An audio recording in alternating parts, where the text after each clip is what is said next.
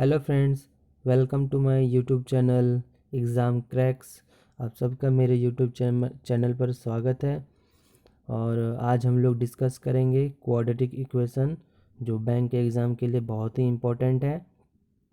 और इसमें हम लोग 5 क्वेश्चन डिस्कस करेंगे और पाँचों के पाँचों क्वेश्चन इस तरीके से बनाए जाएंगे ताकि एग्ज़ाम में बहुत ही कम समय में इन क्वेश्चंस को बनाया जा सके। मैं उसी तरीके की बात करूँगा जिससे आप बहुत ही कम समय में इन सारे क्वेश्चन को, इन पांचों क्वेश्चंस को जल्द से जल्द बना सकें।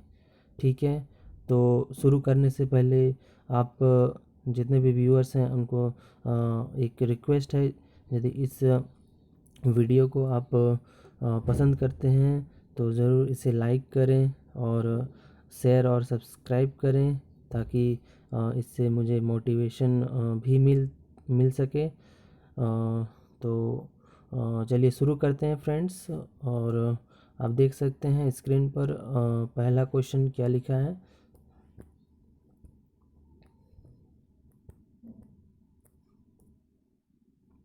पहला क्वेश्चन है, देखिएगा, 8 square minus 22x minus 21 is equals to 0। ये हमारा इक्वेशन है। और हम लोग सबसे फर्स्ट स्टेप में क्या करते हैं क्वाड्रेटिक इक्वेशन में, आप लोग को पता होगा। स्टेप 1 में हम लोग साइन कन्वर्जन करते हैं। और साइन कन्वर्जन क्या होता है वो देखिएगा, फिर से मैं बता रहा हूँ आप लोग को। साइन कन्वर्जन में आप सिर्फ बी के टर्म को आप देखते हैं। यहाँ पर बी का टर्म यहाँ पर नेगेटिव है, -22। और जब भी बी का टर्म नेगेटिव में है, जैसे मैंने यहाँ पर लिख के रखा है, यहाँ पर बी का यदि नेगेटिव हो तो सिर्फ आप बी को चेंज करेंगे, यहाँ पर बी को सिर्फ चेंज करेंगे। और यदि बी का टर्म पॉजिटिव हो तो आप दोनों के साइन को चेंज करेंगे। बस इतना ही आपको करना है और साइन कन्वर्जन आपका हो गया होगा। और बहुत सारे क्वेश्चन ऐसे होते हैं जिनका आप साइन कन्वर्जन करके ही आप उस क्वेश्चन का आंसर निकाल सकते हैं बिना रूट निकाले। और मैं वैसे भी क्वेश्चन लिया हूँ इस सेट में जिनमें आप बिना रूट निकाले ही आप आंसर निकाल सकते हैं। तो चलिए इस क्वेश्चन को हम लोग सॉल्व करते हैं, कि देखते हैं कि इस क्वेश्चन को कैसे सॉल्व करें।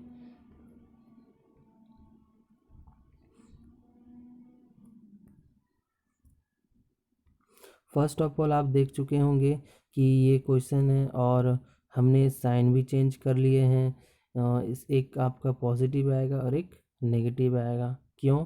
क्योंकि यहाँ पर बी का साइन क्या था, नेगेटिव, राइट। यहाँ पर बी का साइन क्या था, नेगेटिव। और हमने नेगेटिव होने की वजह से सिर्फ हमने बी का टर्म को सिर्फ चेंज किया। यहाँ था माइनस, ठीक है, ये कर दिया हमने प्लस। और यहाँ पर नेगेटिव था, यहाँ पर नेगेटिव था तो हमने सिर्फ नेगेटिव रखा। ठीक है, यहाँ तक कोई दिक्कत है? यहाँ तक कोई दिक्कत नहीं होना चाहिए। ठीक है, अब हम लोग आगे देखते हैं। आगे क्या करना होता है कि आपको ऐसे दो नंबर लेने होंगे, ऐसे आपको दो नंबर लेने होंगे, ऐसे दो नंबर लेने होंगे जिनका आप मल्टीप्लाइड करके 168 ला सकें। और जिनका सब्सट्रैक्शन करके, मैंने सब्सट्रैक्शन क्यों कहा, मैंने सब्सट्रैक्शन इसलिए कहा क्योंकि आप क्वेश्चन में देख सकते हैं कि यहाँ पर -21 लिखा है, यहाँ पर माइनस का साइन है। ठीक है, माइनस का साइन है, इसलिए मैंने कहा कि यहाँ पर माइनस ए माइनस बी, यानी कि दो टर्म ऐसे लेने होंगे जिनका आप माइनस करके 22 ला सकें, -22, राइट। तो सबसे पहले आपको इन सब का फैक्टर करना होगा। ठीक है, इनका फैक्टर करना होगा। और आप फैक्टर कैसे करेंगे, 8 और 21, आप सबसे पहले इनको पूरी तरह से तोड़ के लिखें, पूरे तोड़ के लिखें आप। और लिखने के बाद आप पेयर बनाएं। और मैंने ये पेयर ऑलरेडी पहले बना लिया है। अब देखिएगा, ये वाला एक 28 मैंने लिखा और एक 6 लिखा है। और 28 और 6 को मैं जब मल्टीप्लाइड करूँगा तो ये देगा 168, और जब इनको सब्सट्रैक्ट करूँगा तब ये मुझे देगा -22। तो ये मेरा फैक्टर तो हो गया, दो नंबर आ गए हैं। ठीक है, दो नंबर तो मेरे आ गए हैं। अब क्या करना होता है अब देखिएगा क्या करें। अब करने का कुछ नहीं है, बस आपको ये 28 लिख दें और 6 लिख दें, और जो आप पहले लिखे थे जो साइन कन्वर्जन हुआ था वो लिखें, +28 और -6, ये मेरा आंसर आ चुका है। ठीक है, अब आप ये ध्यान देंगे कि बड़ा जो होता है वो आप हमेशा लेफ़्ट साइड में लिखें, यानी कि इस ओर, इधर। जब भी बड़ा कोई भी नंबर बड़ा होगा तो आप इधर लिखें। ठीक है, ये चीज़ आप ध्यान में रखें, माइंड में रखें। आप आगे भी इसका यूज़ हम लोग करेंगे तो आपको याद होता जाएगा और प्रैक्टिस भी होता जाएगा। अब आप ये ध्यान देंगे, बहुत सारे यूट्यूबर्स आपको ये बताते हैं कि आप ये x² के जो कोफिशिएंट है ये 8, ठीक है, आप उसको डिवाइड करना होता है रूट्स निकलने के बाद। ठीक है, रूट्स निकलने के बाद, बट मैं आपको ये बता रहा हूँ कि आप इसे 8 से डिवाइड मत करो, क्योंकि y के रूट को 8 से गुना करो। ये मैंने लिखा है, क्यों लिखा है आप समझ में आएगा आपको थोड़ी देरी के बाद, राइट। मैं आपको दिखाता हूँ, मैंने इसे 8 से डिवाइड नहीं किया है।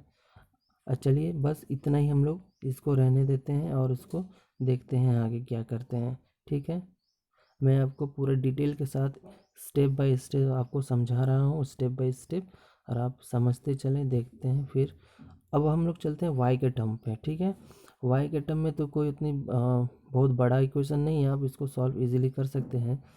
देखिएगा ये हमारा वाई का टर्म है, राइट, वाई का टर्म है, और आप इजीली सॉल्व कर सकते हैं, राइट। तो देखिए वाई का टर्म हमने कैसे सॉल्व किया, इसमें भी थोड़ा सा एक लॉजिक है, सॉल्व करने का तरीका में थोड़ा सा डिफरेंस है। इसमें मैंने क्या किया, वाई की तो एज इट इज़, जैसे हमने इस टर्म को मैंने क्या किया, इस टर्म को मैंने इधर लेके आया। ये तो सब जान रहे, वो इजी है, इसमें कोई बड़ी बात नहीं। बट मैंने इसको एलसीएम नहीं लिया, बट मैंने इस 8 का और इस 4 का एलसीएम नहीं लिया, मैंने कैलकुलेशन इजी कर दिया। मैंने क्या किया ना कि इसे भी 2 से मल्टीप्लाइड कर दिया, और इसे भी 2 से मल्टीप्लाइड कर दिया।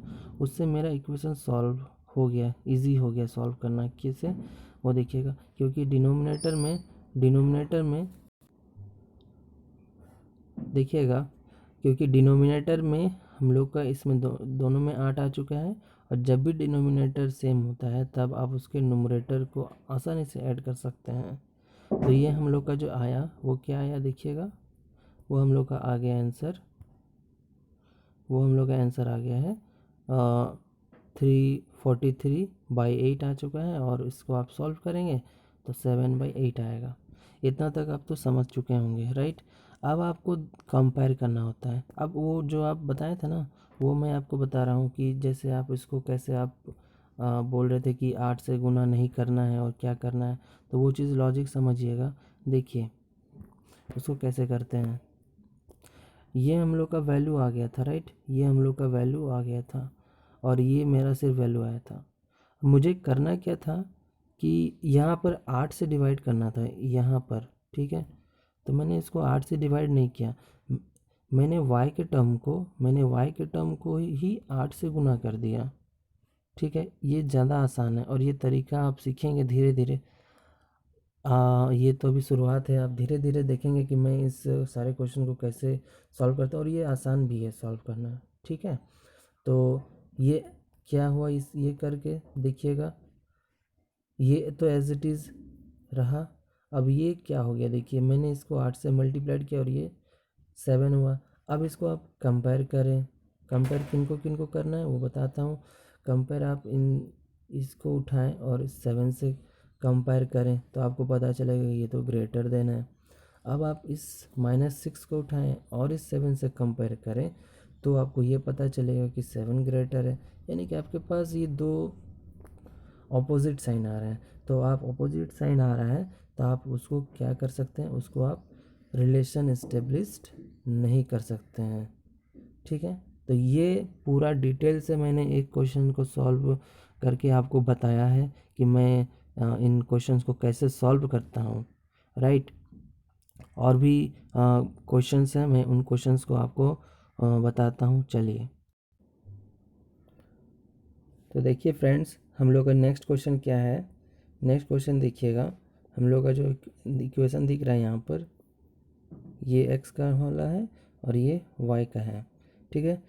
अब आप सबसे पहले तो आप समझ सकते हैं कि मैंने सबसे पहले आपको ये बताया है कि सबसे पहले आप साइन को चेंज करें।